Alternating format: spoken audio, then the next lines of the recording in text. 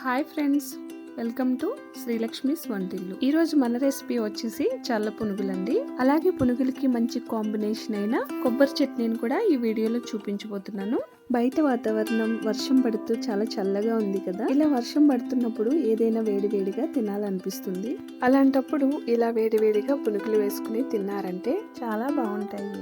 ఇంకా లేట్ చేయకుండా వీడియోలోకి వెళ్ళిపోదాం ఫ్రెండ్స్. ముందుగా ఒక బౌల్లో కప్పున్నర వరకు మైదా పిండిని యాడ్ చేసుకోవాలి. మీరు ఈ మైదా పిండికి బదులుగా గోధుమ పిండినైనా తీసుకోవచ్చండి. అలాగే ఇందులోనే ఒక కప్పు పెరుగును యాడ్ చేసుకోవాలి. తర్వాత అర టీ స్పూన్ వరకు బేకింగ్ సోడా, అలాగే మనకు రుచికి సరిపడా ఉప్పును కూడా వేసుకోవాలి. ఇప్పుడు ఈ పిండి మిశ్రమాన్ని బాగా కలుపుకోవాలి. ఇందులో వేసిన పెరుగు, వంట సోడా, ఉప్పు ఇవన్నీ బాగా కలిసేంత వరకు కలుపుకోవాలి. అలాగే ఒక అరకప్పు వరకు వాటర్ ని కూడా యాడ్ చేసుకుని పిండిని బాగా ఇలా బీట్ చేసుకుంటూ కొడుతూ ఒక 5 నిమిషాల వరకు బాగా కలుపుకోవాలి. పిండి అనేది చాలా సాఫ్ట్ గా అయ్యేంత వరకు కలుపుకోవాలి. చూడండి, ఈ విధంగా కలుపుకోవాలి.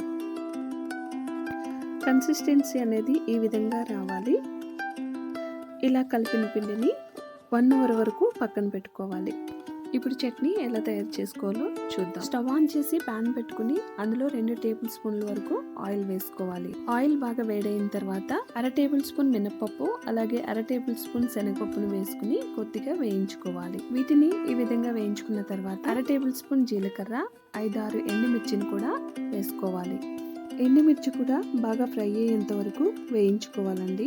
మంటను లో టు మీడియం ఫ్లేమ్ లోకి మార్చుకుని వీటిని వేయించుకోవాలి. హై ఫ్లేమ్ లో పెట్టి వేయించుకుంటే గనక ఎండుమిర్చి త్వరగా మాడిపోతాయండి. ఎండుమిర్చి ఇలా వేయించుకున్న తర్వాత ఇందులోనే 2 రెబ్బల కరివేపాకును కూడా వేసుకుని వేయించుకోవాలి. ఇప్పుడు వీటిని పక్కకు తీసుకుని చల్లారనివ్వాలి. ఇలా ఇవన్నీ చల్లారిన తర్వాత వీటిని మిక్సీ జార్లో వేసుకుని అరచెక్క వరకు కొబ్బరిని తీసుకుని ఇలా చిన్న ముక్కలుగా కట్ చేసుకుని వేసుకోవాలి. అలాగే కొంచెం కొత్తిమీర, 2 రెబ్బలు వెల్లుల్లి, 1 ఇంచ్ వరకు చింతపండును యాడ్ చేసుకోవాలి.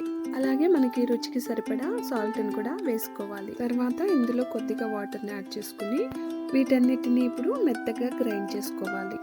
ఈ విధంగా గ్రైండ్ చేసుకున్న తర్వాత మీకు గట్టి చట్నీ కావాలనుకుంటే గనక ఇలాగే వేసుకోవచ్చు. ఒకవేళ మీకు పలుచగా కావాలనుకుంటే గనక కొంచెం వాటర్ ని యాడ్ చేసుకోవచ్చు. చట్నీ అనేది రెడీ అయిపోయిందండి. దీన్ని ఇలాగే సర్వ్ చేసుకుంటే చాలా బాగుంటుంది. మీరు ఒకవేళ చట్నీలో పోపు వేసుకోవాలనుకుంటే కూడా వేసుకోవచ్చు. ఇప్పుడు మనం పునుగులు ఎలా వేసుకోవాలో చూసేద్దాం. స్టవ్ ఆన్ చేసి కడాయి పెట్టుకుని అందులో డీప్ ఫ్రై కి సరిపడా ఆయిల్ వేసుకోవాలి. ఆయిల్ బాగా వేడైన తర్వాత మనం కలిపి పెట్టుకున్న మిశ్రమాన్ని ఇలా కొంచెం కొంచెంగా తీసుకుంటూ ఆయిల్లోకి డ్రాప్ చేసుకోవాలి. మంటను లో ఫ్లేమ్ లో పెట్టుకునే వేసుకోవాలి. హై ఫ్లేమ్ లో పెట్టి వేస్తే ఇవి త్వరగా రంగు మారి లోపల ఉడకకుండా ఉండే ఛాన్స్ ఉంటుంది. ఇప్పుడు మంటను మీడియం ఫ్లేమ్ లోకి మార్చుకుని ఇలా వీటిని గరిటెతో ఆయిల్లోకి నెట్టుకుంటూ గోల్డెన్ బ్రౌన్ కలర్ వచ్చేంత వరకు వేయించుకోవాలి. ఈ విధంగా గోల్డెన్ బ్రౌన్ కలర్ వచ్చిన తర్వాత వేరే ప్లేట్లోకి వీటిని తీసేసుకుందాం. అలాగే మిగతా వాటిని కూడా తీసేసుకుందాం. వేడివేడిగా పునుగులు రెడీ అయినాయండి. ఇప్పుడు వీటిని సర్వింగ్ ప్లేట్లోకి తీసుకుని ఇలా ఈ చట్నీతో సర్వ్ చేసుకుంటే గనక చాలా బాగుంటాయి. మీరు తప్పకుండా ట్రై చేయండి, చాలా బాగా నచ్చుతాయి మీకు. అంతేనండి, చూసారు కదా. ఈ వీడియో కనుక మీకు నచ్చినట్టయితే లైక్ చేయండి, షేర్ చేయండి, సబ్స్క్రైబ్ చేయడం మాత్రం మర్చిపోకండి friends. Thank you for watching.